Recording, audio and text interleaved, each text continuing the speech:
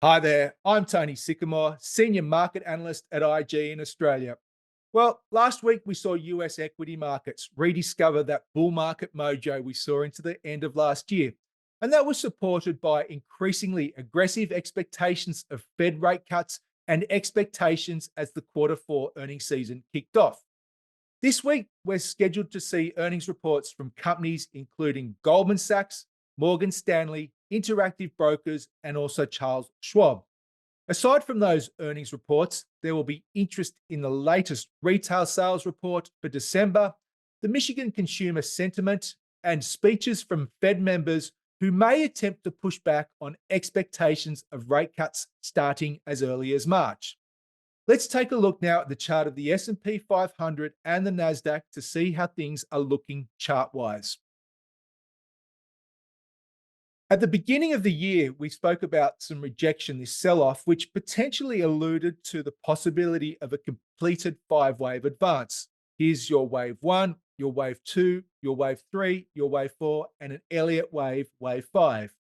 The push to marginal new highs last week doesn't negate the fact that we're in or possibly tracing out a wave five. And in Elliott wave theory, a wave five high generally is then followed by a corrective pullback.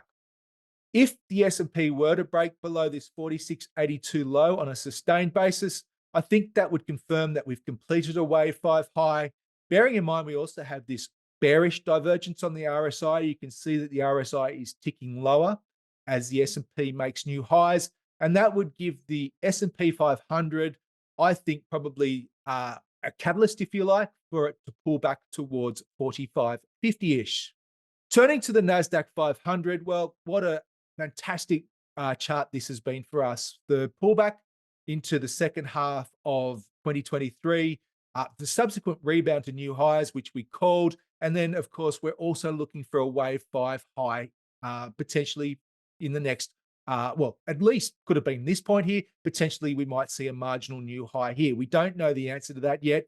If the Nasdaq were to break below this low here, coming in around 16,334, then potentially that would be confirmation that we have completed a wave five high. We also have, of course, this bearish RSI divergence, and that a pullback is underway in the Nasdaq. In terms of how far the Nasdaq could pull back, well, you have some support coming in around 15,800-ish, all these this congestion period over here in this 15,719 high.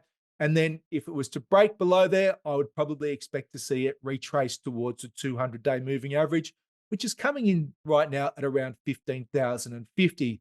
So what we're waiting for now is still confirmation that this up move from the October lows is complete in both the S&P and the Nasdaq, and that a pullback is underway. In terms of what that means for our view of the markets, we are neutral or cautious, in other words, given the fact that we do think this rally is at the final stages before a pullback. Now, when we say a pullback, we're not talking about a reversal. So I do hasten to add, a pullback is a correction or counter trend, if you like. So again, it's different from a reversal lower. We certainly aren't calling that. We are calling a corrective pullback in due course.